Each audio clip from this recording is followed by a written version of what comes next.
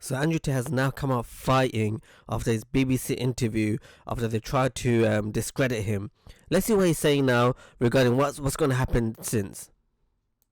BBC interview, I've been contacted by the New York Times, the Clinton News Network, all of them. And they're all desperate to interview me because they understand the number of views it will get.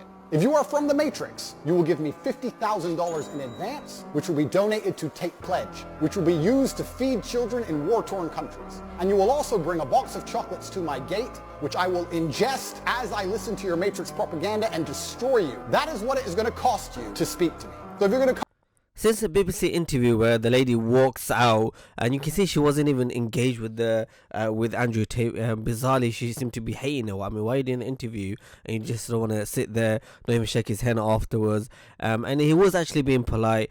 They tried to accuse him of loads of things, but obviously nothing has come out yet regarding his guilt. Let's see what he says about the Matrix and how everyone's trying to go against the man idea. Who dedicates himself to excellence so he can enjoy the finer things in life is criticized and ostracized and called horrible names purely because he's been a hard-working male. And I don't like young men hearing these extremist ideas. And they're only going to hear these extremist ideas if they watch the BBC, which is an extremist organization. And they're only going to watch the BBC if I talk to the BBC. So I feel like now that these people have proved themselves to be extremist and very damaging to the minds of young men, I have an obligation to not interact with them very much because I don't want them spreading their extremist propaganda. We have a men's mental health crisis. Young men are disenfranchised. The suicide rate amongst men is much higher than women, and everybody pretends to care. But when I come along and say, I am a man, I've been a man, I know how it feels to be a sad man and a happy man, and I found happiness through masculine achievement and strength, through working hard in the gym, through dedicating myself, through building a life worth living, through taking care of the people who I love, both male and female, through becoming financially successful, through sticking up for myself, through having opinions, through being a man of honor and courage. When I do these things, I'm ostracized and they're attempting to destroy my life.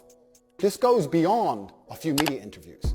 They are attempting to put me in jail and destroy my life. Now, if you watch the BBC interview, you can see a clip of, again, it's really bizarre where she's talking about you're misogynist because you have a Bugatti and what was the other thing? And you smoke cigars. I mean, it's just, and then she had to put out a quote afterwards. It's like, how is that misogynistic? You can see everyone's going after Tate. Do you guys agree with him? Do you guys agree with his opinion? Is he what he claims to be? One thing is for certain though is nothing he's done he has been found guilty for. So the rape allegation, the trafficking, none of this has been found guilty for. But I do feel that people are trying to make him just accuse him for it, and are happy that he's been locked up. Don't forget he was locked up for 3 months without any charge in a small cell, and yet he's come out fighting. Anyway, don't forget to like, share and subscribe with FM Driving School.